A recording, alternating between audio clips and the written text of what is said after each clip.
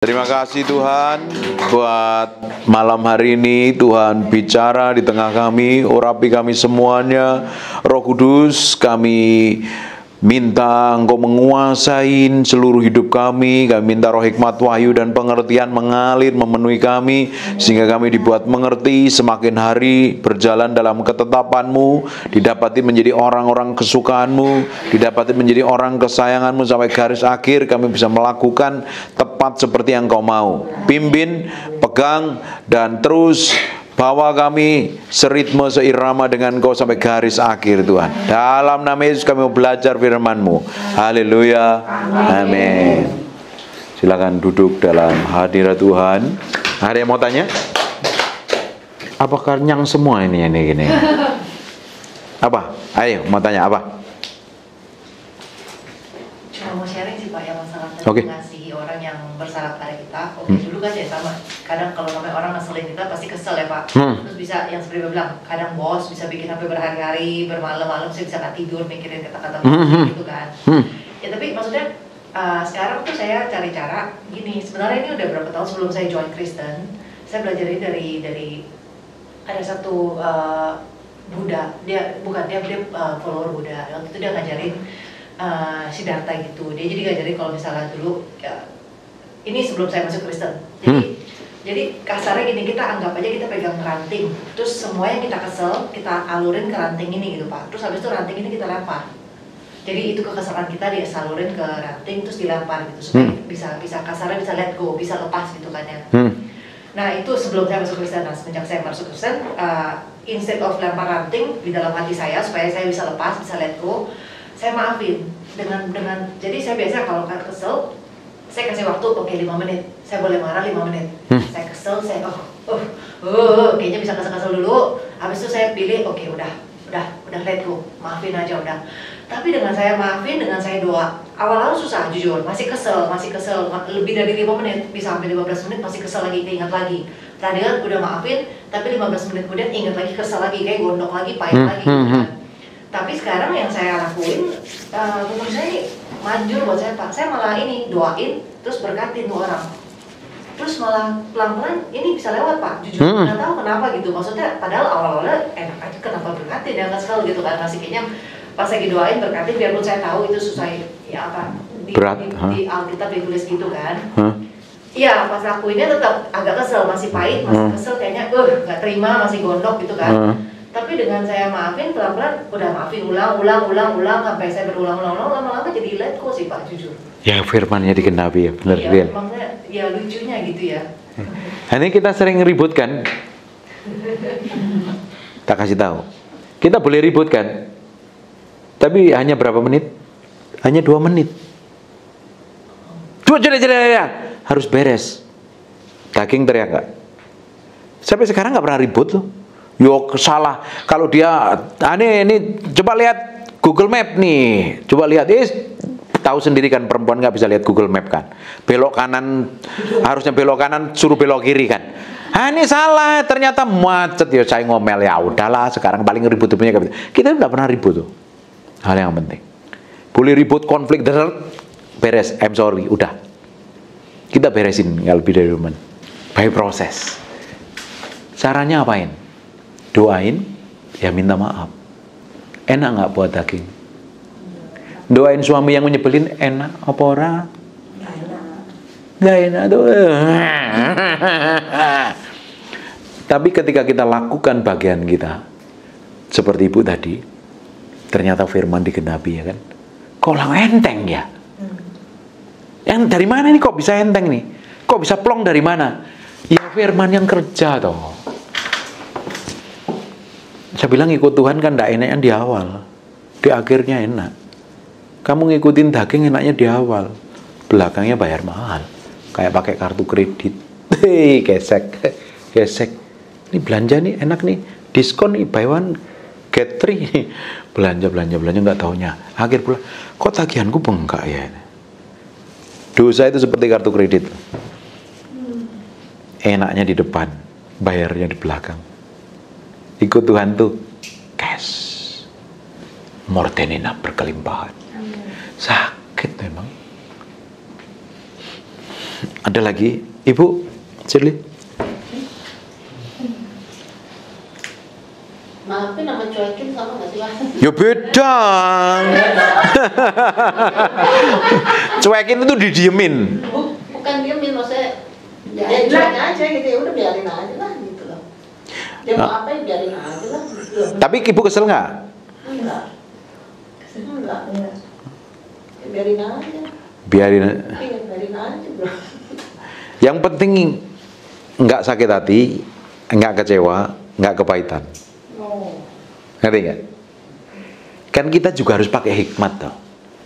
Ibu tahu kalau itu ular kobra berbisa, kalau matok mati, ibu elus-elus, cari gara-gara namanya. Ih, lucu ya, lucu deh, patok mati. Udah tahu bunga mawar itu bagus kan? Terus kamu pegang-pegang, nggak tahu kecocok duri ya sakit. Udah tahu duri dideketin. Kita harus berhikmat memilih teman. Kalau orang itu sering sekali nyakitin, jangan terlalu dekat. Pasti kamu terluka. Tetap baik, tetap respect, tetap hormat. Tahu memposisikan diri dengan tepat. Bukan membenci, bukan menjauhi, tapi memposisikan diri kita ini dengan tepat. Jangan sampai terluka terus. Kalau kita dilukain terus-terusan, lama-lama kita ngamuk loh. Kita harus memposisikan diri dong. Udah tahu itu orang jahatnya bukan main. Kan kebiasaan yang buruk menghancurkan yang baik. Ya kan? Tapi kalau misalnya teman, mungkin kan kita nggak berteman. Tapi kalau saudara gimana? Masa nggak bersaudara? Ya bersaudara, ya tetap halo.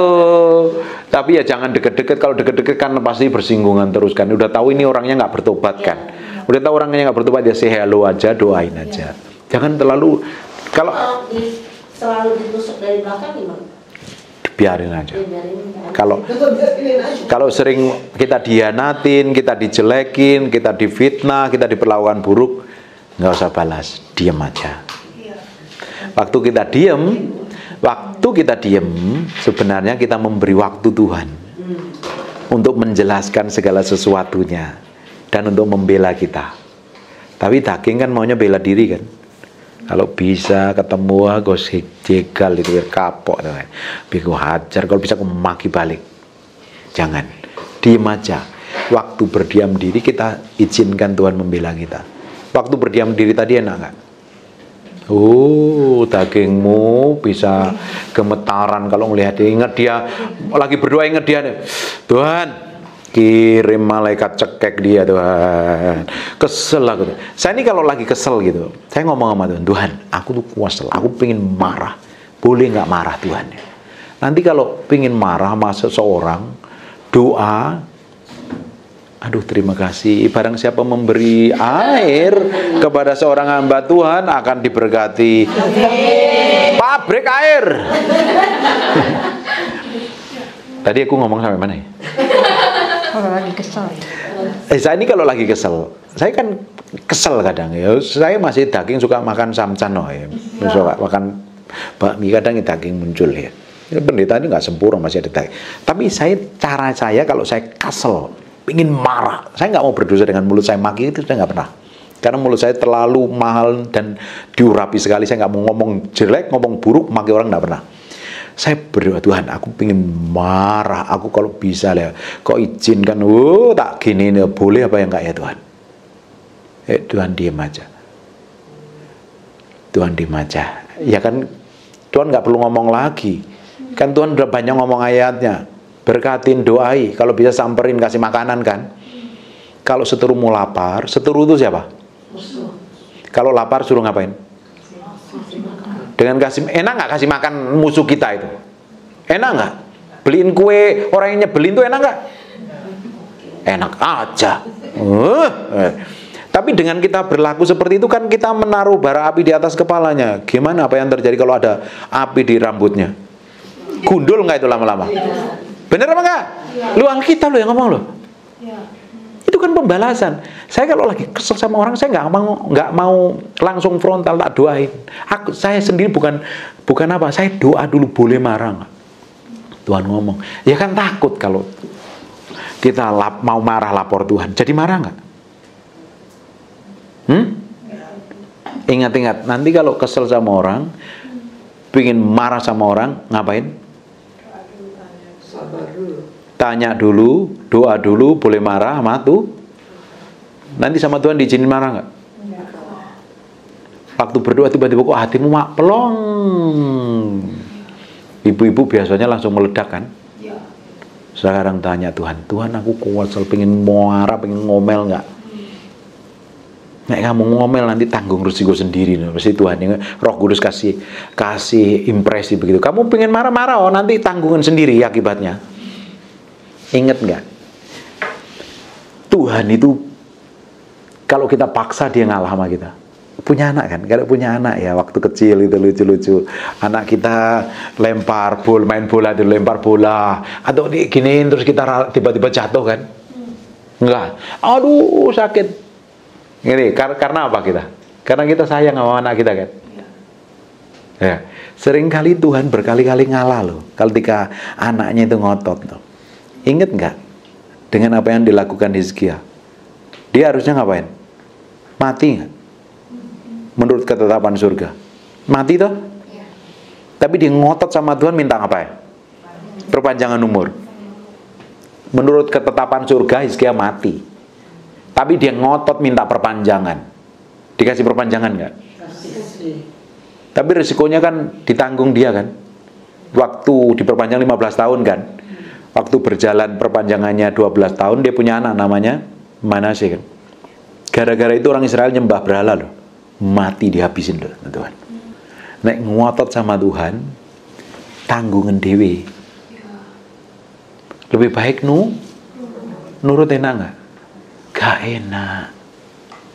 Harus ngikut ketetapan Tuhan, tapi ujungnya enak. Amin. Ngikut Tuhan tuh kayak begitu. Kekristenan yang sejati itu begitu, bukan ngotot mau kita sendiri. Aku gini, wah ngawur. Dibenturin tembok jeder baru tahu rasa. Semakin kita kenal Tuhan itu semakin kita tuh nggak mau sembarangan, ngeri ikut Tuhan tuh. Semakin kita deket sama Tuhan itu semakin ngerti perasaan, takut nyakitin perasaan. Semakin saya mencintai istri saya kan saya nggak mau. Kadang ibu-ibu tuh paling sering disakitin oleh perkataan suamimu kan daripada perkataan orang lain kan. Bener nggak? Punya perasaan nggak sih? Iya kan? Kadang suami ngomong kalau orang lain ngomong bodo amat kan? Tapi karena suami yang dicintai, terus kadang suami kan tahu sendiri ya, kadang ngomong suami itu kadang ngomong baru ngomong kadang lupa kan? Kadang ngomongnya tajam kan? Ibu-ibu masih kepikiran kan? Terus waktu kalau saya ya secara pribadi, saya kadang ngomongnya tuh, kadang kita lagi ngobrol-ngobrol, terus Ani, kamu ngerasa nggak aku sayang kamu? Nggak katanya. Kamu kalau ngomong galak katanya. Kapan ya aku galak ya? Saya sendiri nggak sadar. Nggak sadar. Nggak galak. Tadi lo kalau ngomong tuh begini. Saya sendiri nggak ngerti gitu. Tapi sejak itu saya belajar.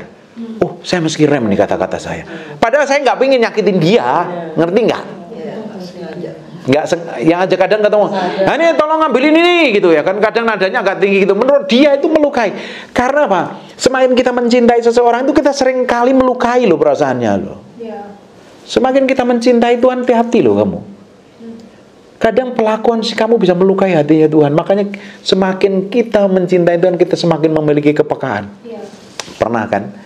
Kalau bikin kesalahan, ngobrol-ngobrol begini nih, tanpa sadar menyombongkan diri atau jelekin orang gitu. Pulang rasamu nggak enak kan, ada pernah ngerasa nggak enak? Bener nggak? Kenapa? Karena kamu nyakitin hati Tuhan kan. Tuhan aku tadi kok bikin kesalahan ya? Kok nggak enak ya rasaku? Itu tuh hati nuranimu tuh benar. Kamu hubunganmu sama Tuhan tuh benar. Yang nggak benar itu ketika ngomongin orang lain atau menyombongkan diri itu bodoh amat lah, bangga malahan. Itu yang parah itu. Tapi ketika kita bikin kesalahan, pulang pas sendirian tuh kok nggak enak ya, pasti merasa lu ini. Saya sering kali juga, tadi kok aku ngomongnya agak gimana ya Tuhan, ampuni aku Tuhan ya, kayaknya aku nyakitin hatimu. Saya berdoa sendiri diam. Itu nyakitin Tuhan tuh ya, kan mendukakan. Tapi Oma malam kalau tidur pasti doa ya, terus minta Roh Kudus kita salah apa gitu ya. Nanti tiba-tiba di satu waktu Oh, diingetin gitu. Oh iya tuh. Gimana ya? Aku kayaknya tadi ngomong salah. Nah, sekarang ibu-ibu kalau suamimu ngomong nada tinggi, maksudnya nggak menyakitin, perasaanmu gimana? Sedih nggak? Berduka nggak? Sedih itu sama berduka kan sama toh. Makanya kalau ada nggak usah diomongin serem ya. Ngomongin rumah duka serem ya, ngomongin rumah sukacita aja ya. Kadang berduka itu kan sedih toh. Makanya di Efesus 4 ayat 30, coba baca salah satu orang. Roh Kudus itu kan seorang pribadi toh. Bukan burung merpati, bukan sekedar kuasa, bukan apapun, tapi dia seorang pribadi.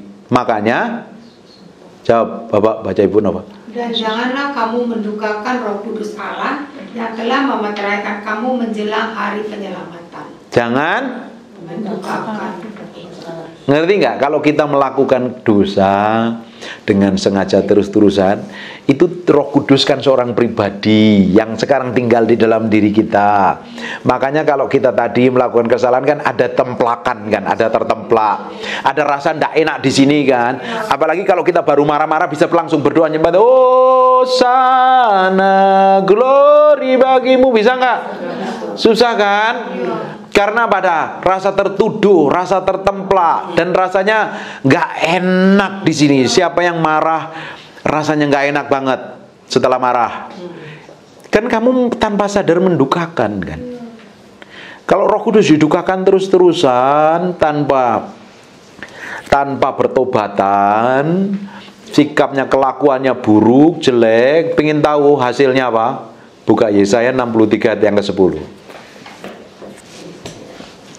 Ini dua ayat ini favorit saya. Yesaya 63 ayat yang ke-10. Baca salah satu orang. Yesaya 63 ayat 10. Tetapi mereka memberontak dan mendukakan Roh Kudusnya, maka ia berubah menjadi musuh mereka, dan ia sendiri berperang melawan mereka. Iya itu hurufnya apa, kecil besar? Siapa itu? Tuhan. Di Yakobus dijelaskan Roh Kudus yang ditaruh di dalam dirimu diingininya dengan cemburu, diproteksi, dijagain begitu rupa. Alkitab yang lain berkata, kamu mendukakan anak diampuni, kamu mendukakan Roh Kudus tiada ampun. Pernah dengar ayat itu? Sebelum Yesus naik ke surga, dia minta kepada Bapa, Roh Kudus tinggal di muka bumi, tinggal bersama kita. Dulu Roh Kudus menyatu dengan Bapa. Dalam bahasa Inggris ini nanti lihat di kitab Matius, di kitab Yohanes. Roh Kudus itu outplit. What is the meaning outplit? Keluar, yang dulu menyatu bersama Bapa, sekarang tinggal di dalam diri kita. Makanya kalau orang mendukakan Roh Kudus terus-terusan, akhirnya Allah sendiri berperang melawan. Di ayat tadi, kalau Allah tidak di pihak kita, kita menjadi musuhnya Allah, jadi apa kita kira-kira? Jadi bubur nggak? Bawa belur nggak? Hancur nggak? Ngerti nggak? Semakin kita kenal Tuhan, semakin memiliki kepekaan, terus-terusan. Dan kita akan lanjutkan tahun depan sampai di sini. Amin. Ya kan? tahun ini udah nggak ada. Ya tergantung bukem toh. Saya sebagai hamba nurut aja. Oke? Pak, Yes? saya mau nanya, kalau misalnya dalam rumah tangga suami istri, apa memang kewajiban suami untuk menafkahi istri? Suami nggak kerja itu harus dikepret itu. Suami nggak boleh males. Tapi masalahnya kadang ada beberapa hal. Kalau suaminya sakit nggak bisa kerja, lain cerita. Kecuali Kalau suaminya sakit? Suaminya sakit gimana? Enggak, kalau suaminya nggak sakit, tapi memang dia kayak Stupid. di PHK gitu loh. Oh, kalau PHK ya suruh minta hikmat Tuhan cari kerja. Tapi kalau suami dari tahun Kalau suaminya malas, udah baru. Iya, enggak, dia suruh bantu perusahaan istrinya juga nggak mau. Ibu mesti tahu suami biasanya gengsi. Nah iya, Gengsi. terlalu gengsi. Ya, ada yang suami gengsi, kadang Nggak mau. nggak mau. Nah itu gimana? Caranya dekatin.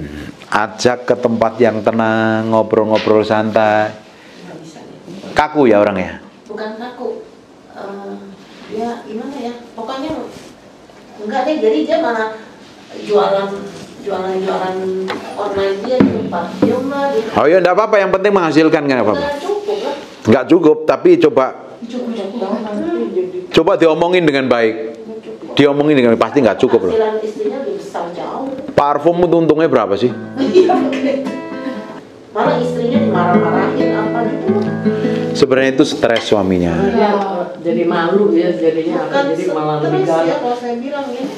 Itu suami laki-laki itu gengsi ketika Nggak ada kerja. nggak ada kerjaan, terus penghasilan istri lebih gede, kok rasanya dia nggak berharga, nggak bernilai.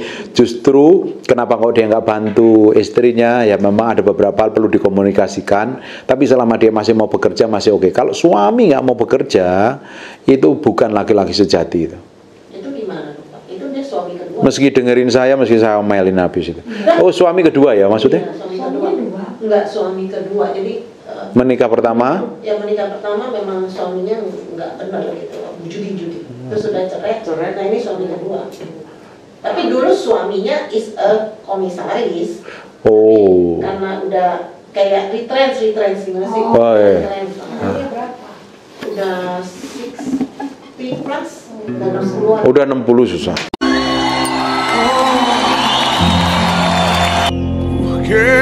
Ada orang-orang tadi, ketika engkau merasakan kuasa Tuhan, angkat tanganmu. Angkat tangan. Maju ke depan. Roh Kudus, aku mau buktikan kau hadir dalam hidup. Bukan karena, tapi karena. Suruh maju. Yuk suruh maju.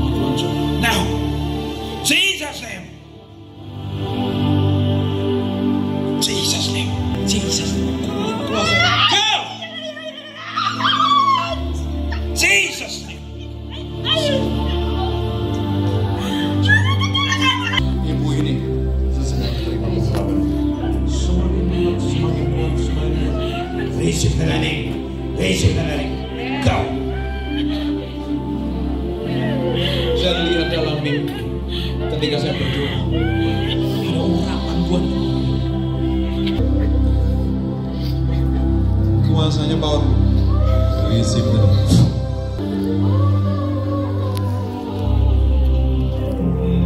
Jesus name. Receive the name. Down. Jesus. Masih nggak tahan dengan hadirat Tuhan ya? Ya, masih nggak tahan dengan hadirat Tuhan. Kuasa Jesus name semakin mengalir Jesus name. Biarin.